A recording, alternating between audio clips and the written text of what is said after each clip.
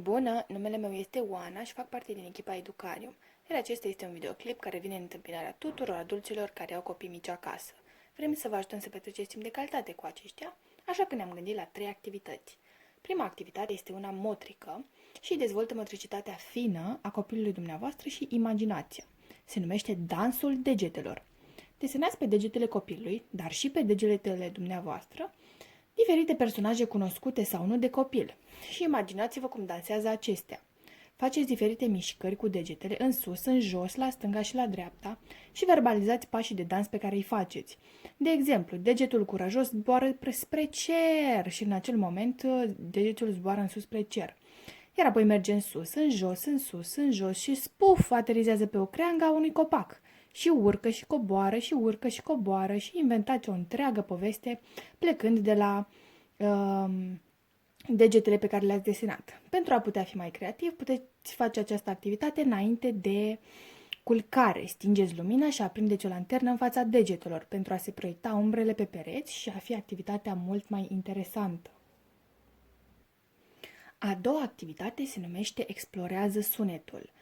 Inițiați o discuție despre sunete și despre muzică, despre cum ați putea produce diferite sunete. Alegeți 4-6 pahare identice sau cel puțin similare în care să adăugați cantități diferite de apă.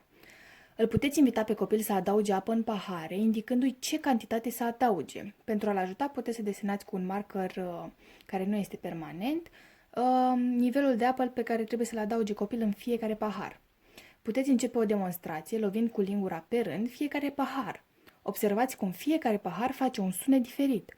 Discutați cu copilul despre ce se aude și provocați-l să compare sunetele. Încercați să le loviți într-o anumită ordine, de la paharul cu cea mai puțină apă la paharul cu cea mai multă apă. Și puteți să creați o melodie. Această activitate îl ajută pe copil să își dezvolte motricitatea fină, creativitatea și percepe relația dintre cauză și efect. A treia activitate se numește Adevărat și Fals. Este o activitate care îi dezvoltă limbajul copilului și vocabularul și îl ajută pe acesta să pronunțe corect cuvintele. Propuneți copilului un joc, explicându-i că urmează să spuneți 3 lucruri, dintre care unul dintre ele nu este adevărat, iar el va trebui să ghicească care este acela. Le puteți spune în orice ordine. Vă recomandăm să vă referiți la lucruri, evenimente sau acțiuni ce sunt familiare copilului. De exemplu, pisica se joacă cu mingea. La micul dejun a mâncat griși cu lapte.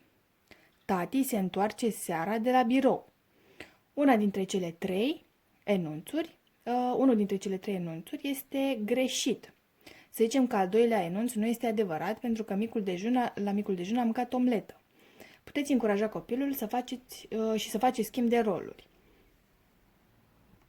Acestea au fost cele 3 activități pentru astăzi. Vă mulțumim pentru vizionare și vă așteptăm la următoarele videoclipuri.